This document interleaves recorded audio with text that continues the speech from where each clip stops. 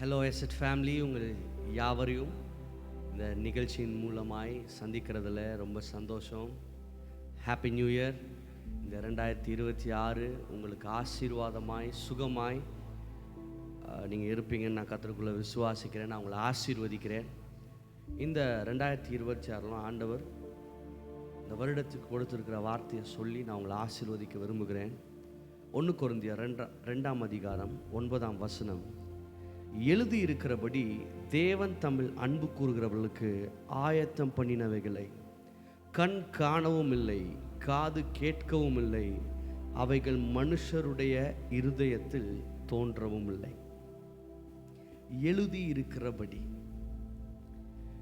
நம்ம இந்த உலகத்தில் நம்ம நினைக்கிற காரியம், நம்ம நினைக்கிற விஷயம் என்னென்னா, ஏதோ நம்ம அப்பா அம்மா நம்மளை பெற்றெடுத்துட்டாங்க, ஏதோ சும்மா அப்படியே அந்த உலகத்தில் வாழ்கிறதுக்கு நம்ம வந்துட்டோம், போராடிக்கிட்டு இருக்கோம், வாழ்கிறதுக்கு போராடிக்கிட்டு இருக்கோம், சுகத்துக்கு போராடிக்கிட்டு இருக்கோம், வேலைக்கு போராடிக்கிட்டு இருக்கோம், குடும்பத்தில் போராடிக்கிட்டு இருக்கோம் அப்படின்ற ஒரு எதிர்மறையான ஒரு எண்ணத்தையே பிசாசு நமக்குள்ளே விதைச்சிட்டான். ஆனால் இந்த 2026 நான் உங்களை பார்த்து உங்களை தைரியப்படுத்த, உங்களை எழுப்புறதுக்கு நான் வந்திருக்கிறேன். ஆண்டவர் சொல்கிறாரு, எழுதி இருக்கிறபடி, as it is written. நீங்களும் நானும் இந்த உலகத்தில் இருப்பது தற்செயலாய் கிடையாது. நான் எப்பவும் சொல்லுவேன் இதை. நம்ம என்ன நினைக்கிறோன்னா, நம்ம அப்பா அம்மா நம்மளை பெற்றுட்டாங்க, நம்ம அப்பா அம்மாவை நம்ம தாத்தா பாட்டி அப்படின்னு கிடையவே கிடையாது.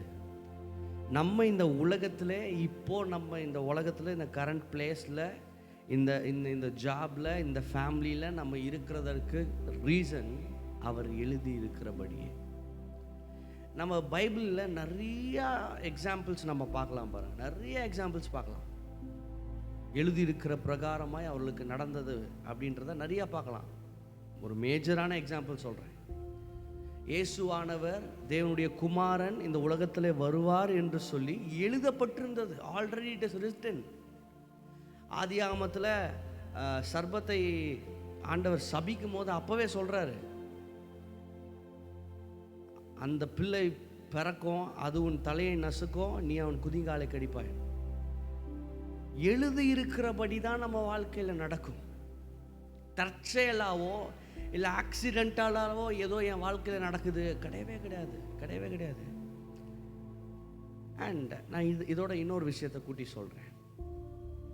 ஆண்டவர் என்னை குறித்து எழுதி வைக்கிறது எல்லாம் அது நன்மைக்கேதுவாய் தான் இருக்கிறது. வசனம் சொல்லுது, நன்மையான எந்த ஈவும், எப்படி நன்மையான எந்த ஈவும், பூரணமான எந்த வரமும் அவர்கிட்ட இருந்து இறங்கி வருது. எனக்கு ஒரு தீமையான ஒன்று நடக்குமே ஆனால் அது ஆண்டவர்கிட்ட இருந்து வருதுன்றது கிடையாது. ஒருவேளை மனிதர்கள், உங்களை சுற்றி இருக்கிறவர்கள், நீ இப்படி பண்ணிட்டல அதனால தான் நீ இப்படி அனுபவிக்கிற, நீ இப்படி பண்ணிட்டல அதனால தான் உனக்கு இந்த நிலைமை, நீ இப்படி இந்த காரியத்தை செஞ்சுட்டல அதனால தான் நீ இப்படி இருக்க அப்படின்னு ஒருவேளை உங்களை சொல்லி, உங்களை குட்டி, உங்களை காயப்படுத்தி இருந்திருப்பார்களே. ஆனால் நான் இந்த 2026 இந்த நாளில் நான் உங்களை பார்த்து சொல்கிறேன், எந்த ஒரு காரணமும், நீங்கள் இப்போ எதிர்மறையாய் போய்கிட்டு இருக்க எந்த காரியமும் அது நம் தகப்பனிடத்திலிருந்து வந்ததல்ல. ஏன்னா வசனம் சொல்லுது, திருடன் திருடவும் கொல்லவும் அழிக்கவும் வருகிறான், வேற ஒன்றுக்கும் வரான். ஆனால் நானோ நம் தகப்பனோ நமக்கு ஜீவன் உண்டாயிருக்கவும் அந்த ஜீவன் பரிபூரணப்படவும் அவர் வந்திருக்கிறார். நமக்கு அவர் எழுதி வச்சிருக்கிறது எல்லாமே ஜீவனை தான். நமக்கு அவர் எழுதி வச்சிருக்கிறது எல்லாமே நமக்கு நன்மையானவைகள் தான். அன்றியும் அவருடைய தீர்மானத்தின்படி அழைக்கப்பட்டவர்களாய் அவரிடத்தில் அன்பு கூறுகிறவர்களுக்கு சகலமும் நன்மைக்கு ஏதுவாய். இப்போ இதுலேயும் பாருங்களேன், எழுதியிருக்கிறபடி தேவன் தம் அன்பு கூறுகிறவர்களுக்கு ஆயத்தம் பண்ணினவைகளே. நம்ம எல்லாம் என்ன நினைக்கிறோன்னா, இவங்க பயங்கரமாக சக்ஸஸ்ஃபுல்லாக இருக்காங்கப்பா, இவங்க ரொம்ப சக்ஸஸ்ஃபுல்லாக இருக்கிறாங்கப்பா, அவங்க ரேஞ்சுக்கு எப்படியாவது வந்துடணும்னு நம்ம நினைக்கிறோம். ஆனால் நான் ஒன்று சொல்லவா, அவங்களுக்கே உங்களை குறித்தும் என்னை குறித்தும் ஆண்டவர் என்ன வச்சிருக்கிறாருன்றத அவங்களால கற்பனை கூட, இருதயத்தில் கூட யோசித்து பார்க்க முடியாது. ஏன்னா அவ்வளோ பெரிய காரியத்தை ஆண்டவர் உங்களுக்கும் எனக்கும் அவர் வைத்திருக்கிறார். நான் இந்த 2026 உங்கள் மேலே ஆசீர்வாதமாய் பேசுகிறேன். நீங்கள் இதுவரைக்கும் கேட்டிராத ஆசீர்வாதங்கள், இதுவரைக்கும் பார்த்திராத ஆசீர்வாதங்கள், இதுவரைக்கும் உங்கள் மைண்டில் உங்கள் ஹார்ட்டில் எதிர்பார்த்திராத ஆசீர்வாதங்களை இந்த 2026 எழுதி இருக்கிறபடி, நான் மறுபடியும் சொல்கிறேன், எழுதி இருக்கிறபடி அது உங்கள் வாழ்க்கையில் நன்மைக்கு எதுவாய் நடக்கும். ஒரு ஆமேன்னு சொல்லுங்க. நன்மைக்கு எதுவாய் நடக்கும். சார், ஒருவேளை கடவுள் உனக்கு இந்த கஷ்டத்தை அனுமதிக்கிறாருன்னு யாராவது ஒருத்தர் சொல்கிறாங்கன்னா அவங்களுக்கும் அந்த வார்த்தைக்கும் சம்பந்தமே இல்லைன்னு அர்த்தம். அதை அக்செப்ட் பண்ணவே பண்ணாதீங்க. ஏன்னா பைபிள் தெளிவாக சொல்லுது, நன்மையான ஈவு. எனக்கு எது நல்லதோ அதை தான் அவர் எழுதி வைத்திருக்கிறார். எனக்கு எது தேவையானதோ அதை தான் அவர் வைத்திருக்கிறார். என் லட்சிய கரைக்கு நான் போகிறதுக்கு எந்தெந்த மனிதர்கள் உதவுவார்களோ அவங்கள தான் அவர் கனெக்ட் பண்ணி வைத்திருக்கிறார். எதுவுமே தற்செயலாக நடக்கலை. என் வாழ்க்கையில் நடக்கிறது எல்லாம் அது தேவ செயலாக இருக்கிறது. தேவ செயலாக இருக்கிறது. அவளை மனதார ஆசீர்வதிக்கிறேன். அவர் உங்களை குறித்து எழுதி இருக்கிறபடி தான் நடக்கும். எந்த பிசாசும் அதை மாற்றி போட முடியாது. எந்த மனுஷனும் அதை மாற்றி போட முடியாது. எந்த சூழ்நிலைகளும் அதை மாற்றி போட முடியாது. ஒருவேளை இப்போ எதிர்மறையான சூழ்நிலை போயிட்டு இருக்கலாம், கவலையப்படாதீங்க. இருக்கிற இடத்துல கையை உயர்த்தி சொல்லுங்கள், நான் என்ன பிளான் பண்ணாலும் அவர் என்னை குறித்து எழுதியிருக்கிறபடி தான் நடக்கும். அவர் எழுதியிருக்கிறபடி தான் நடக்கும். நான் உங்களை ஆசீர்வதிக்கிறேன். ஒருவேளை பயத்தோட திகிலோட, பாஸ்டர் எப்படியோ 2025 கரையை கடந்து 26க்குள்ளே வந்துட்டோம், இதுக்கு மேலே எப்படி ஃபர்தர்னு தெரில, நிறையா என்னை சுற்றி நிறைய பிரச்சனைகள், நிறைய எதிர்மறையான காரியங்கள், நிறைய தேவைகள் இருக்குது. Don't worry, don't worry. எழுதி இருக்கிறபடி தான் நடக்கும்.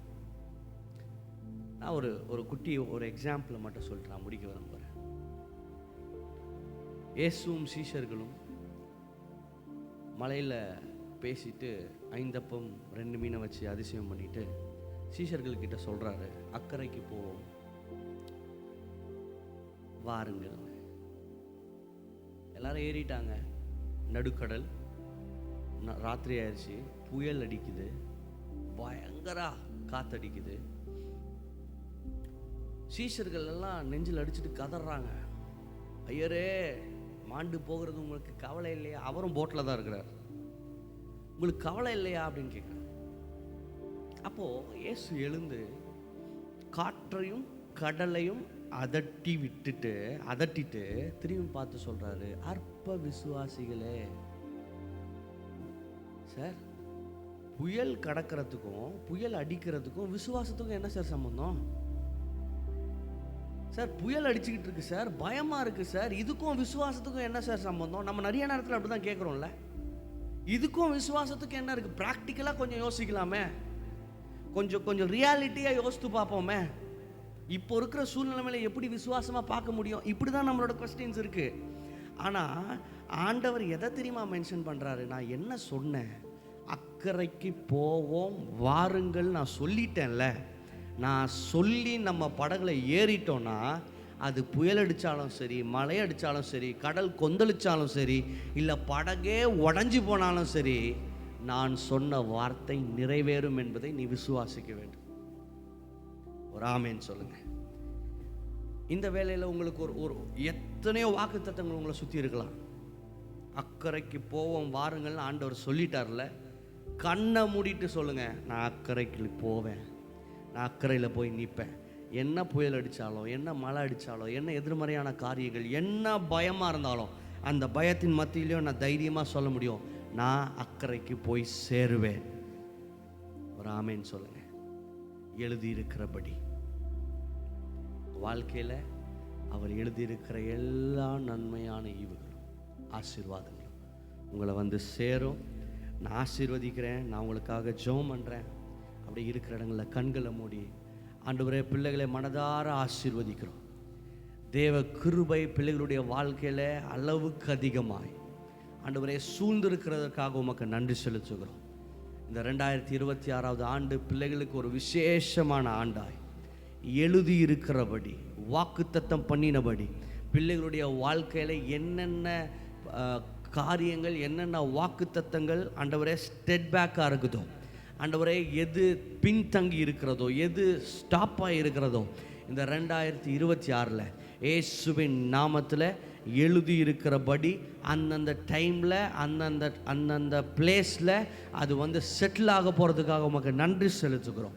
பிள்ளைகளுக்கு எதிர்மறையாய் கிரியை செய்கிற எல்லா சூழ்நிலைகளையும் என் தேவன் மாற்றி போட்டு ஒரு புதிய பலனை, ஒரு ஆரோக்கியத்தை நீங்கள் பிள்ளைகளுக்கு கட்டளையிட போகிறதுக்காக உமக்கு நன்றி செலுத்துகிறோம்.